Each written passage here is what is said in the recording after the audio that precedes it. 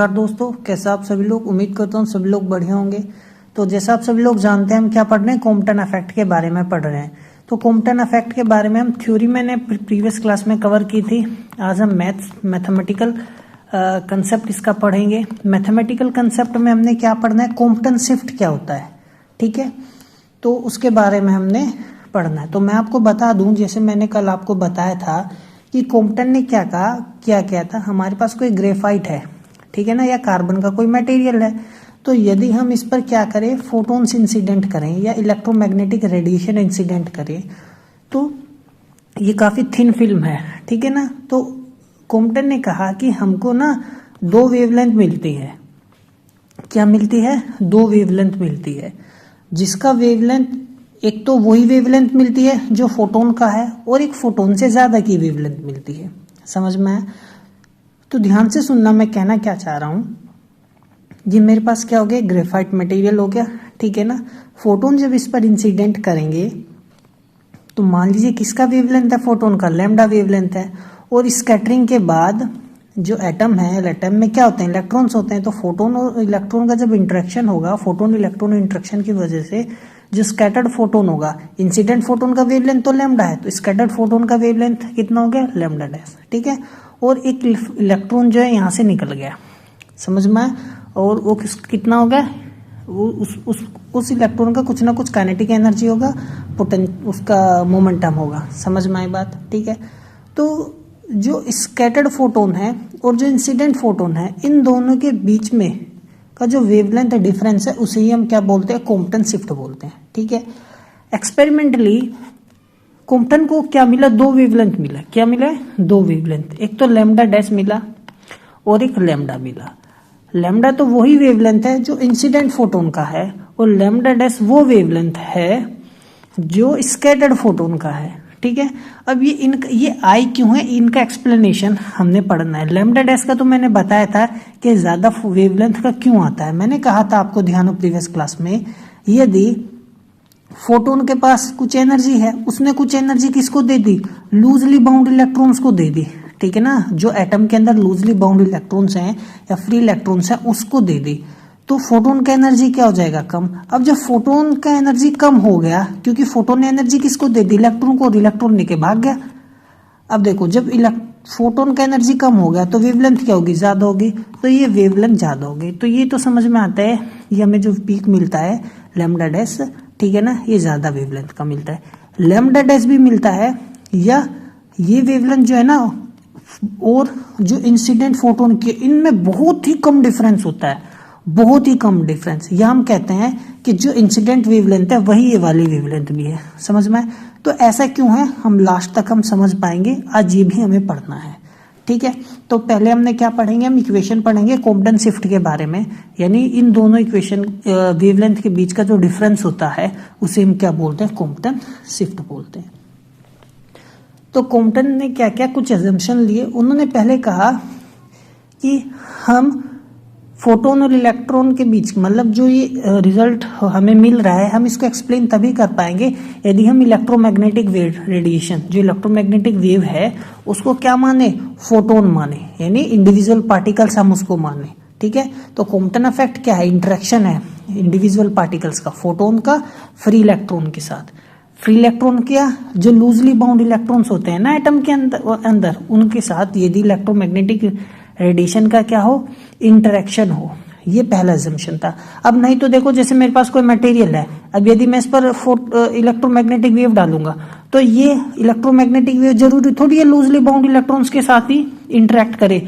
ये तो जो इनर इलेक्ट्रॉन्स हैं, ठीक है ना, उनके साथ भी इलेक्ट्रॉन करेगा, सभी के साथ ये तो इंटरेक्शन करेगा, ठीक है ना। लेकिन कॉम्पटन इफेक्ट सिर्फ और सिर्फ कब होता है, जब वो लूजली हम क्या करें, इंटरेक्शन एज्यूम करेंगे कि लूजली बाउंड इलेक्ट्रॉन के साथ हुआ है, लेकिन रियलिटी में वो इनर इलेक्ट्रॉन के साथ भी हो सकता है, और होता भी है। जब इंसिडेंट फोटोन जो है ना, इनर इलेक्ट्रॉन के साथ इंटरेक्शन करता है, तो मैं आपको बता दूं, ये आगे मैं आपको बताऊंगा। तो ये जो वेवलेंथ है ना इंसिडेंट वाला, ये स्कैटर्ड जो होता है, ये वही है। इनर इलेक्ट्रॉन के साथ यदि इंटरेक्शन हुआ है तो सेम वेवलेंथ मिल जाती है। यदि बाहर वाले इलेक्ट्रॉन के साथ इंटरेक्शन हुआ है तो हमारे पास क्या मिलती है, ज्यादा वेवलेंथ मिलती है। ये मैं आगे भी आपको बताऊंगा, बस हल्का सा एक मैंने आपको एक हिंट दिया है यहाँ पे, समझ में आई बात, ठीक है। तो पहला एजम्पशन यही था किसका, कॉम्पटन का, कि फोटोन है इंडिविजुअल पार्टिकल्स है, समझ में आया, यानी पार्टिकल नेचर को बताता है। दूसरा वो कहता है रिलेटिविस्टिक है, फोटोन क्या है, वेलोसिटी की स्पीड ऑफ लाइट से चलेंगे, ठीक है ना, तो रिलेटिविस्टिक रहेगा, इलास्टिक रहेगा, यानी एनर्जी और मोमेंटम हमारे पास क्या होगा, कंजर्व होगा। इलास्टिक में जो काइनेटिक एनर्जी होती है और जो मोमेंटम होता है वो क्या होता है, कंजर्व होता है, ठीक है ना। तो टोटल एनर्जी भी क्या होगी, कंजर्व होगी, और मोमेंटम भी क्या होगा, कंजर्व होगा। ये 3 एजम्पशंस थे। किसके एजम्पशंस थे ये कॉम्पटन के एजम्पशंस थे। कॉम्पटन ने ये एज्यूम किए थे टू एक्सप्लेन कॉम्पटन इफेक्ट, समझ में आई बात, ठीक है। तो आइए हम स्टार्ट करते हैं। तो देखो ध्यान से देखो, सबसे पहले हमने इस एक्सप्रेशन को प्रूव करने के लिए, ये हमारे पास कॉम्पटन जो शिफ्ट होता है ये आता है 1 माइनस के कोस थीटा। अब ध्यान से देखो, ये क्या स्कैटर्ड फोटोन, इंसिडेंट फोटोन का वेवलेंथ, ये क्या कॉम्पटन वेवलेंथ, तो लैम्डा CM बताऊंगा क्या होता है, और ये क्या है स्कैटर्ड एंगल। ये प्रूफ करना है, ये मैं आपको बताऊंगा अभी ये कैसे करना है, समझ में आई बात। तो अभी आप फिगर पर ध्यान से देखिए, ये मेरे पास कोई इलेक्ट्रॉन है एट रेस्ट कह लो, या लूजली बाउंड इलेक्ट्रॉन हमारे पास है। तो जब हम इस पर फोटोन इंसिडेंट करेंगे तो उसका एनर्जी कितना हो गया, hν, मोमेंटम क्या होगा, hν/c, समझ में आया। तो इंसिडेंट फोटोन हो गया Pi, कोई डाउट है। अब फोटोन ये बिफोर कोलिजन है, ठीक है ना, तो बिफोर कोलिजन, जब तक कोलिजन नहीं हुआ, इंसिडेंट फोटोन का एनर्जी हो गया, इलेक्ट्रॉन क्या रेस्ट में है तो मोमेंटम 0 होगा, सिर्फ और सिर्फ उसके पास क्या होगा, रेस्ट मास एनर्जी होगा, समझ में आया। ये इलेक्ट्रॉन एट रेस्ट है। Energy and momentum of scattered photon की बात करें तो जब स्कैटर्ड हो गया तो उसका तो वेवलेंथ बदल गया, फ्रीक्वेंसी बदल गया, तो स्कैटर्ड वेवलेंथ hν' हो गया, मोमेंटम क्या हो गया, hν'/c हो गया, समझ में आई बात। अब जब इलेक्ट्रॉन एनर्जी गेन कर लेगा फोटोन से तो उसके पास तो एनर्जी आ जाएगी, तो भाग जाएगा यहाँ से, तो उसके पास काइनेटिक एनर्जी होगी, और काइनेटिक एनर्जी है तो उसके पास रेस्ट मास एनर्जी भी होगी, तो उसके पास टोटल एनर्जी कितनी होगी, ये हमारे पास रिलेटिविस्टिक एनर्जी है, समझ में आया। जिसको हम E = ये क्या है, P² C² plus m02 C⁴ और ये 1/2, ठीक है। देखो ये क्या है, रेस्ट मास है, किसका रेस्ट मास है, फोटोन का। काफी जगह इलेक्ट्रॉन का, इलेक्ट्रॉन के रेस्ट मास को ना इससे भी लिख देते तो आपको कंफ्यूज नहीं होना है, ठीक है ना। काफी जगह मैंने ना रेस्ट मास ऑफ इलेक्ट्रॉन को ऐसे लिखा हुआ, कहीं पे आपको हो सकता है ऐसा मिल जाए, तो उसमें कंफ्यूज नहीं होना कि ये क्या लिख दिया, दोनों का मतलब रेस्ट मास ही है, समझ में आया, ठीक है। अब बात करते हैं ये क्या, अब जब उसने एनर्जी गेन कर लिया तो एनर्जी तो होगी, वो भाग रहा है, मोमेंटम तो उसके पास होगा ही होगा। तो ये क्या है, आफ्टर कोलिजन का केस था, ठीक है। आइए आगे बढ़ते हैं। अब ध्यान से देखो, मोमेंटम जो क्या होगा बिफोर कोलिजन, यदि मैं बात करूं तो बिफोर कोलिजन सिर्फ और सिर्फ इलेक्ट्रॉन के पास तो है नहीं, मोमेंटम किसके पास है, फोटोन के पास है। तो बिफोर क्या, ध्यान से देखो, बिफोर कोलिजन, तो बिफोर कोलिजन मोमेंटम, तो ये क्या हो गया बिफोर कोलिजन, और यह क्या हो गया आफ्टर कोलिजन। तो आफ्टर कोलिजन क्या है, मोमेंटम ऑफ स्कैटर्ड फोटोन और मोमेंटम ऑफ इलेक्ट्रॉन, समझ में आ गई बात, ठीक है। अब ये क्या किया, यहाँ पे मैंने इसको इधर लिया है, देखो ये जो है ना स्कैटर्ड इधर चला गया, माइनस में चला गया, सिंपल मैथमेटिक्स है। दोनों साइड यदि मैं स्क्वायर कर दूं तो मेरे पास क्या मिलेगा, P² E = P² I P² S - 2ab cos θ। तो ये यदि आपको ध्यान हो, यदि मेरे पास A + B कोई दो वेक्टर है तो उनका रिजल्टेंट यदि R आता है तो मैं इसको क्या लिख सकता हूँ, इनका resultant A² + B² + 2ab cos θ, समझ में, इन दोनों के बीच का एंगल। अब देखो स्कैटर्ड फोटोन, इंसिडेंट फोटोन और स्कैटर्ड फोटोन, तो इंसिडेंट फोटोन तो ये रहा, स्कैटर्ड फोटोन ये रहा, है ना, स्कैटर्ड फोटोन ये रहा, और इन दोनों के बीच में एंगल कितना है, थीटा, इसलिए -2ab cos θ। बेसिक मैथमेटिक्स आपने 11th क्लास में भी किया होगा। अब देखो Pi की वैल्यू क्या है, hν/c। अब देखो ये स्क्वायर हो रहा था ना, तो μ² तो बाहर आ जाएगा ना, और ये hν'/c है, तो ये सिंपली ये आ गया, ठीक है ना। तो ये मेरे पास आ गया। यदि मैं c² इधर ले जाऊं तो मेरे पास ये बचेगा h² μ² h² mu dash square. Common लेके लिख लो या मत कॉमन लेके लिखो, बात एक ही है, ठीक है ना। कॉमन तो ये इक्वेशन हमने काम आएगी, इसको हम अब यहीं पे छोड़ देंगे। समझ में आया, ध्यान रखना। आगे बात करते हैं, एनर्जी की बात करते हैं। तो टोटल एनर्जी बिफोर और टोटल एनर्जी आफ्टर कंजर्व होनी चाहिए। तो देखो टोटल एनर्जी इंसिडेंट फोटोन तो h म्यू हो गया। अब इलेक्ट्रॉन के पास सिर्फ और सिर्फ रेस्ट मास एनर्जी है। ये क्या है, रेस्ट मास एनर्जी है। किसका रेस्ट मास एनर्जी है, उसका इलेक्ट्रॉन का, सॉरी, ठीक है ना। अच्छा, ये बिफोर कोलिजन है। अब बात करते हैं आफ्टर कोलिजन। तो ये एनर्जी किसका, फोटोन का, ये एनर्जी किसका, इलेक्ट्रॉन का। तो फोटोन का एनर्जी कितना, h म्यू डैश, और इलेक्ट्रॉन का एनर्जी कितना हो गया, ये भी मेरे पास। समझ में आई बात, ठीक है ना। अब हमको क्या करना है, इस इक्वेशन को यदि सोल्व करना है, तो यदि आप गौर से थोड़ा सा ध्यान से देखो ना, यहाँ पे क्या आ गया मेरे पास, ये अंडर रूट आ गया। अंडर रूट हटाएगा कब, जब स्क्वायर हो जाए। तो देखो ये टर्म को मैं साइड ले जाता हूँ, तो मैं इसको जब इस साइड माइनस में लेके गया तो मेरे पास ये माइनस में चला गया ना इधर, ये मेरे पास सिंपली यही टर्म बचा। अब मैं यदि मैं यहाँ पे स्क्वायरिंग कर दूं दोनों साइड, क्या कर दूं, स्क्वायरिंग बोथ साइड। तो जब मैं स्क्वायरिंग करूंगा दोनों, तो मुझे क्या मिलेगा, अंडर रूट हट जाएगा। तो देखो कितनी सिंपल बात है। तो देखो इस पूरी टर्म पर क्या आ जाएगी, स्क्वायरिंग आ गई। देखो ये स्क्वायर आ गया। अब मैं यदि इसको a मान लूं और इसको मान लूं b, तो देखो ये क्या हो जाएगा, a स्क्वायर 2ab और ये b स्क्वायर, ये b स्क्वायर। समझ में आया, ये टर्म मैंने यहाँ एज इट इज लिख दी। अब जब ये टर्म मैंने यहाँ पे एज इट इज लिखी है, तब यदि आप गौर से देखो, ये और ये दोनों मैंने क्या कर दिए, काट दिए। समझ में आया, काटे कि नहीं काटे। काटने के बाद क्या क्या बचा, RHS में मेरे पास ये बचा, ये आ गया, और ये टर्म बची, और सिर्फ ये टर्म बची, एज इट इज लिख दी। अब यदि आप गौर से इस पर नजर मारो, ये तो वही टर्म है जो मैंने कंजर्वेशन ऑफ मोमेंटम से निकाली थी। तो इसको उठा के मैंने यहाँ पे लिख देता हूँ। तो मैंने देखो वही टर्म उठाई और यहाँ पे लिख दी, ठीक है ना। तो हम यहाँ पे लिख सकते हैं फ्रॉम कंजर्वेशन ऑफ मोमेंटम, या यहाँ पे फ्रॉम इक्वेशन, यदि मैं इसको यहाँ पे क्या मान लेता हूँ, इसको मैं इक्वेशन फर्स्ट मानता हूँ, तो हम यहाँ लिख सकते हैं फ्रॉम इक्वेशन फर्स्ट। समझ में आया, ठीक है। तो अब देखो कितना आसान है। तो इस टर्म को एक्सपेंड करो, इस टर्म को क्या करना है, एक्सपेंड कर दिया मैंने। तो a माइनस बी है, तो a square minus 2ab plus B square, और ये टर्म यहाँ एज इट इज आ गई, ये एज इट इज है। तो ये इससे ये कट गया, इससे ये कट गया, ठीक है ना। तो जो जो बचा मैंने सारा लिख लिया। तो मेरे पास एक तो ये टर्म बची, ये टर्म बची, ये 3 टर्म बची, ठीक है। 2 यहाँ भी है, 2 यहाँ भी है, 2 यहाँ भी है, 2 से 2 काट दिया। अब सभी में माइनस की मल्टीप्लाई कर देता हूँ, ताकि यहाँ पॉजिटिव आ जाए, प्लस यहाँ माइनस हो गया, यहाँ माइनस यहाँ प्लस हो गया। कोई डाउट है, डाउट नहीं होना चाहिए, बहुत ज्यादा सिंपल है, ठीक है ना। अब देखो क्या करना है, कुछ नहीं है। अब h square mu dash double dash और h square mu mu dash cos theta, ये है।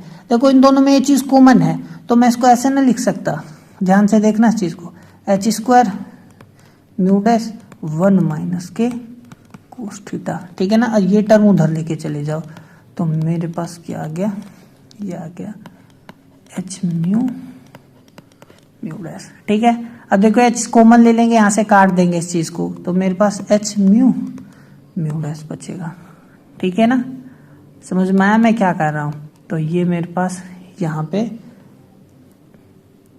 c square mu mu dash और ये 1 माइनस के कोस थीटा, ये चीज बच मिली। अब क्या करें, देखो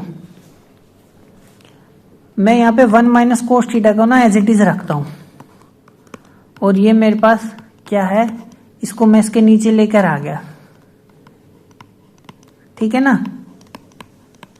तो मैं इस टर्म को क्या लिख सकता हूं, एम स्क्वायर सी स्क्वायर एच। देखो जब मैं इसको इसके नीचे लिखूंगा तो 1 अपॉन में क्या आएगा, म्यू डैश 1 अपॉन में म्यू, ठीक है।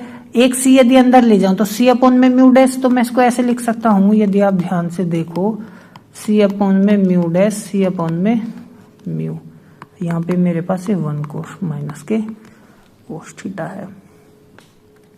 लैम्डा आ गया है ना, तो ये मेरे पास लैम्डा डैश हो गया, ये क्या हो गया, लैम्डा हो गया, ठीक है ना।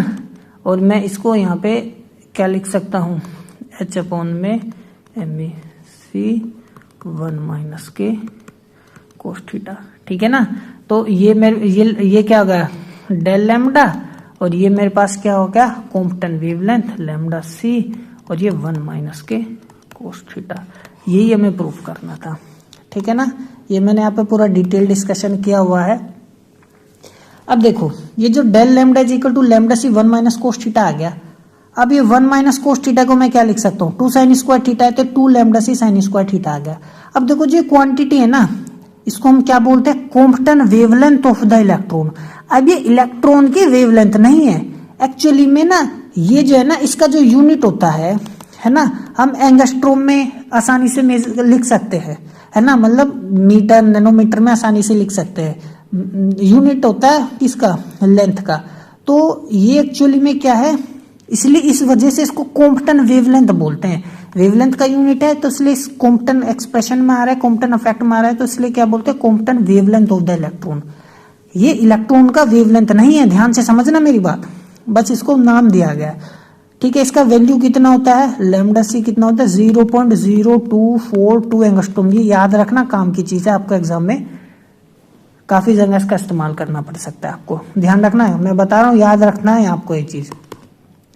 अब देखो जैसे मैंने बताया नेम क्या मिसलीडिंग है, क्योंकि क्वांटिटी जो है ना वेवलेंथ इलेक्ट्रॉन का वेवलेंथ नहीं है, ठीक है ना, ये क्या इलेक्ट्रॉन का वेवलेंथ नहीं है। अब देखो ध्यान से, यदि मैं थीटा की वैल्यू 90 कर दूं, क्योंकि थीटा की वैल्यू क्या कर दी 90, तो मेरे पास क्या आ जाएगा लैम्डा सी, क्योंकि कोस 90 जीरो होता है ना, तो लैम्डा सी बचा 1 माइनस 0 ये आ गया।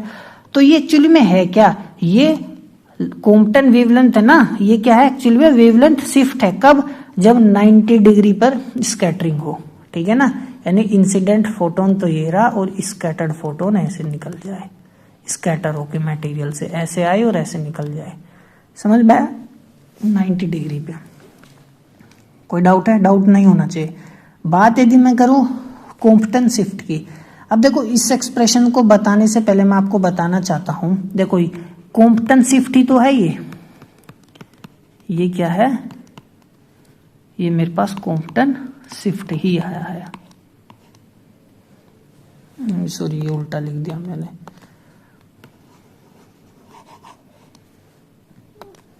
ये क्या है मेरे पास कॉम्पटन शिफ्ट है, ठीक है। ये तो कांस्टेंट हो गया, किस पर निर्भर कर रहा है कॉम्पटन शिफ्ट, एंगल पर, किस पर निर्भर कर रहा है एंगल पर। तो जो वेवलेंथ है ना, या वेवलेंथ शिफ्ट कह लो या कॉम्पटन शिफ्ट कह लो, डिपेंड करता है सिर्फ और सिर्फ स्कैटरिंग एंगल पर, किस पर, सिर्फ स्कैटरिंग एंगल पर, समझ में आया? कोई डाउट है? अब स्कैटरिंग एंगल पर डिपेंड करता है, और मैक्सिमम वैल्यू कब आएगा इसका, जब बैक स्कैटरिंग होगी, यानी ऐसे आया और ऐसे निकल गया, यानी थीटा कितना होना चाहिए 180 डिग्री, यानी जब मैं थीटा की वैल्यू कितना रखूंगा 180 डिग्री रखूंगा, तो यहाँ पे क्या आएगा -1, तो ये समझ में आया? देखो ये मैक्सिमम होगा, तो ये मैक्सिमम कब होगा जब कोस थीटा क्या होगा -1 होगा, ताकि ये 2 हो सके, यानी डेल लैम्डा कितना आ सके 2 लैम्डा सी, ठीक है। तो थीटा की वैल्यू 0 यदि रखूंगा तो ये मेरा 0 हो जाएगा, और थीटा की वैल्यू 180 रखूंगा तो मैक्सिमम हो जाएगा, तो थीटा की वैल्यू 0 से 180 डिग्री लेंगे। समझ में आया मैंने क्या बताया आपको, ठीक है।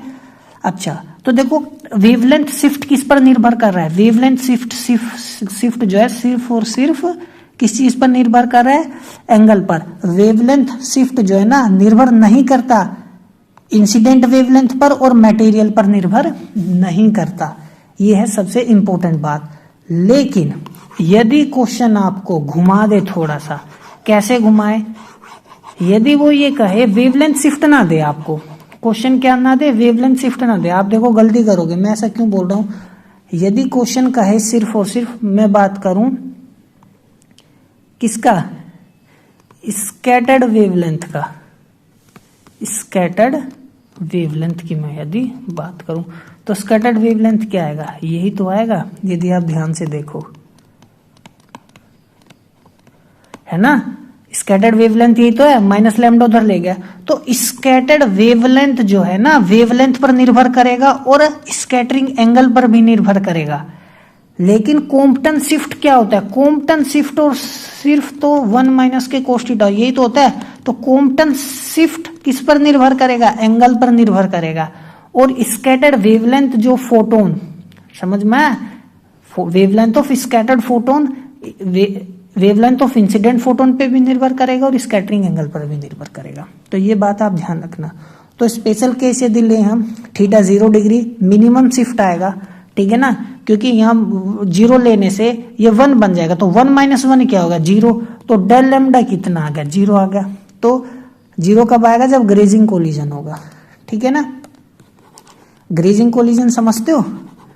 अब देखो मैं बताता हूँ। जैसे मेरे पास इलेक्ट्रॉन हो गया, फोटोन आया और ऐसे ऐसे ही चला गया, ठीक है ना, ग्रेज करता हुआ चला गया, यानी थीटा कितना है? 0। डेविएट कम हुआ है, स्कैटरिंग बहुत ही कम हुई है। समझ में आया? ठीक है। कोई डाउट है? डाउट है तो मुझे आप कमेंट बॉक्स में बताओ। ये क्या है? 180 डिग्री मैक्सिमम शिफ्ट होगा, जैसे मैंने अभी आपको बताया ऊपर 2 लैम्डा सी। तो ये -1 हो जाएगा यहाँ पे। तो 1 - 1 कितना होगा? 2। तो 2 लैम्डा सी थीटा की वैल्यू। तो ये होता है मेरे पास मैक्सिमम। तो लैम्डा सी कितना था? 0.0242 एंगस्ट्रोम था। तो 2 to the 4, ठीक है ना, 84 लगभग ये मेरे पास 0.0484 एंगस्ट्रोम ही आता है, ठीक है ना। ये अप्रोक्सीमेटली वही है। तो ये हेड ऑन कोलिजन का केस है, ये आपको वैल्यू याद रखनी है। तो थीटा मेरा वेरी कर रहा है 0 से पाई डिग्री। किससे? 0 से पाई। और डेल लैम्डा वेरी कर रहा है 0 से 2 लैम्डा सी। तो आप देख सकते हो आसानी से ये मेरे पास ग्राफ में। इसी में भी एक इम्पोर्टेंट बात ये है, यदि आप ध्यान से देखना ग्राफ में, डेल लैम्डा मेरे पास क्या है? लैम्डा सी 2 साइन स्क्वायर थीटा अपॉन में 2, ठीक है ना। क्यों? क्योंकि 1 माइनस कोस थीटा को मैं क्या लिख सकता हूँ? 2 साइन स्क्वायर थीटा अपॉन 2 भी तो लिख सकता हूँ। तो वही बात है, समझ में। या कोस थीटा में भी लिखोगे तो कोई वो नहीं है। तो जो डेल लैम्डा है मेरे पास लैम्डा सी, तो 2 साइन स्क्वायर थीटा अपॉन में 2। तो ये जो वैल्यू है ये क्या है? साइन एंगल ही तो है। तो साइन का ग्राफ क्या होता है मेरे पास? सिंपली ऐसे ही तो आता है, ठीक है। तो मेरे को थीटा यहाँ पे कितना लेना है? 0 से पाई लेना है। तो यही हिस्सा मेरे पास यहाँ पे बनता है, ये थीटा अपॉन 2 है ना, तो यही हिस्सा मेरे पास बनता है। कैसे? अब ध्यान से देखना इस चीज को। अब देखो, यदि मैं 0 डिग्री लूंगा, क्या लूंगा?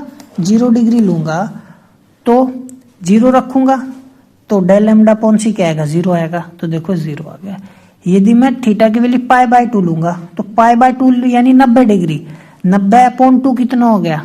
45। तो साइन स्क्वायर 45 कितना होता है? 1/2 होगा, क्योंकि साइन 45 1/√2 स्क्वायर हो रहा है। तो 1/√2 का स्क्वायर कितना हो जाएगा? 1/2, कट के 1 आ गया। तो देखिए 1 आ रहा है, समझ में आया?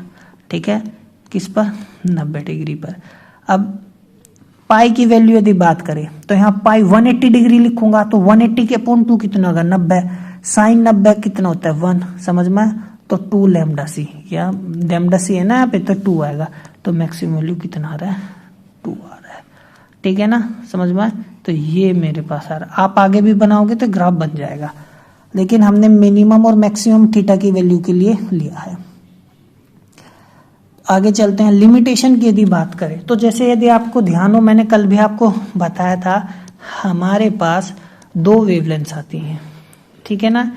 एक तो होती है लैम्डा, वही वेवलेंथ जो इंसिडेंट फोटोन का है, और वो वेवलेंथ जो क्या है? स्कैटर्ड फोटोन का है, ठीक है ना। इसको हम क्या बोलते हैं? अनमोडिफाइड, है ना, क्योंकि सेम वेवलेंथ आ गई। ये क्या है? मॉडिफाइड, ये चेंज हो गई, मैक्सिमम आती है।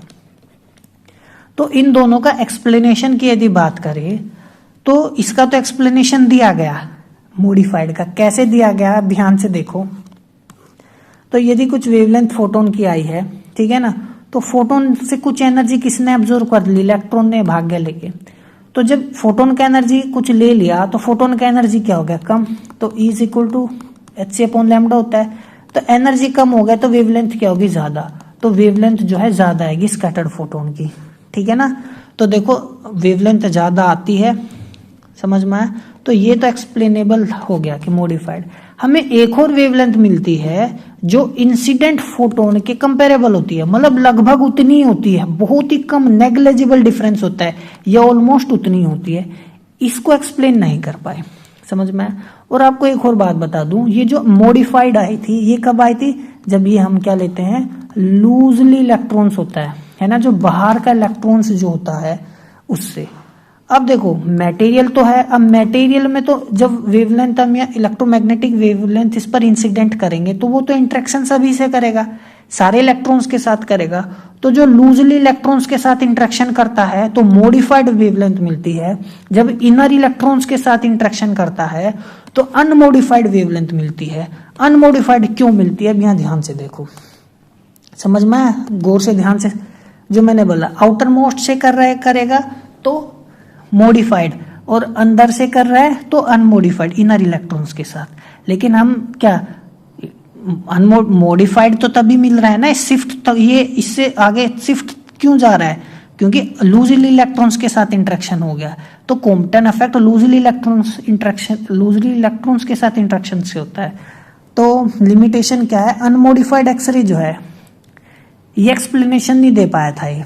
कैसे, देखो जो कॉम्पटन थ्योरी है does not explain the presence of X ray of the same wavelength as the incident in the scattered radiation. तो बाद में इसका एक्सप्लेनेशन क्या मिला, देखो जो इंसिडेंट फोटोन है ना वो किसके साथ इंटरेक्ट करता है, लूजली इलेक्ट्रॉन्स के साथ तो करता ही करता है, टाइटली इलेक्ट्रॉन्स के साथ भी करता है जो अंदर होते हैं इनर इलेक्ट्रॉन्स। तो जब फोटोन कोलाइड करता है ना टाइटली इलेक्ट्रॉन्स के साथ तो वो इलेक्ट्रॉन निकाल नहीं सकता बिल्कुल भी एटम से, क्योंकि एक तो बहुत टाइटली बाउंड होते हैं न्यूक्लियस से, बहुत एनर्जी चाहिए, समझ में आया। इतना एनर्जी इसको चाहिए, इतना इलेक्ट्रॉन के पास होता नहीं, तो बेचारा ये सोचता है ये पता नहीं कहाँ फंस गया मैं, और वो अंदर के इलेक्ट्रॉन्स को इंटरेक्शन ऐसे लगता है जैसे पूरे एटम के साथ इंटरेक्शन हो गया उसका, समझ में। तो electron is not ejected from the atom and the entire atom recoils. तो एंटायर एटम क्या करता है, रिकोइल करेगा। इसी केस में जो इफेक्टिव मास है ना कॉम्पटन इक्वेशन में यदि हम, तो यही तो था हमारे पास H अपॉन में MEC1 माइनस के कोस थीटा। तो यदि अंदर के इलेक्ट्रॉन के साथ इंटरेक्शन करेगा तो उसको ऐसा लगेगा जैसे पूरे सभी इलेक्ट्रॉन्स के साथ और पूरे एटम के साथ तुम भिड़ गए हो। तो यहाँ पे जब हम किसका मास रखेंगे, एटम का मास रखेंगे, तो एटम का मास तो ज्यादा होगा, तो ये ज्यादा होगा तो ये शिफ्ट क्या आएगी, कम आएगी, नहीं आएगी। तो ये शिफ्ट बहुत कम आएगी। तो ये बहुत कम आने का मतलब है ये जो डिफरेंस है ना ये ऑलमोस्ट क्या है, जीरो के इक्वल है, ठीक है ना। तो जो स्कैटर्ड वेवलेंथ है वो उसका वेवलेंथ कितना होगा, ऑलमोस्ट इंसिडेंट वेवलेंथ के इक्वल आ गया। तो यही एक्सप्लेनेशन है अनमॉडिफाइड का, ठीक है ना। तो इस केस में जो अफेक्टिव मास होता है कॉम्पटन इक्वेशन में हम क्या ले लेंगे, mass of atom which is larger then mass of electron, और इसी वजह से रिजल्टिंग शिफ्ट नेग्लिजिबल होता है और वो अनमॉडिफाइड रेडिएशन के रूप में हमें मिलता है। कोई डाउट है, डाउट नहीं होना चाहिए। दूसरा देखो क्या है, कॉम्पटन ने देखो क्या किया, उसने बताया था, मैंने आपको कल भी बताया था, लो एटॉमिक नंबर लिया। क्या लिया, लो एटॉमिक नंबर। और उस लो एटॉमिक नंबर कौन सा था, कार्बन लिया। उसने कार्बन पर किसकी बमबारी की, फोटॉन्स की, ठीक है ना, फोटॉन्स। अब इलेक्ट्रोमैग्नेटिक रेडिएशन की बमबारी करने के बाद कार्बन पे उसने क्या पाया कि मेरे को दो पीक मिले हैं, ठीक है, एक का वेवलेंथ ज्यादा है, एक का वेवलेंथ कम है, और इंटेंसिटी स्कैटर्ड फोटोन की ज्यादा है, अनमॉडिफाइड वाले की कम है। लेकिन यदि हम लो एटॉमिक केस ना लेके हायर एटॉमिक नंबर ले, for higher atomic number reverse is the true, यानी इसका इंटेंसिटी ज्यादा होता है, ठीक है ना, और इसका इंटेंसिटी क्या होता है, लेस होता है। ये कॉम्पटन से जब पूछा गया बताओ अब क्या है ना, तो वो नहीं बता पाया। तो लो एटॉमिक नंबर के लिए इंटेंसिटी जो होती है मॉडिफाइड एक्सरे की ज़्यादा होती है, अनमॉडिफाइड की कम। ये जनरली हम एक्सपेरिमेंटली देखते हैं। लेकिन जैसे ही हायर एटॉमिक नंबर लिया गया तो ये अनमॉडिफाइड की ज़्यादा आ जाएगी, मॉडिफाइड की कम आ जाएगी। तो ये हमारे पास क्या था, relative intensity of modified and unmodified X-ray which was not explained by Compton effect, समझ में। and unmodified X-rays in scattered radiation was also not explained by Compton effect। तो ये था हमारा आज का लेक्चर। तो मिलते हैं अगले लेक्चर में, तब तक पढ़ते रहिए। नमस्कार।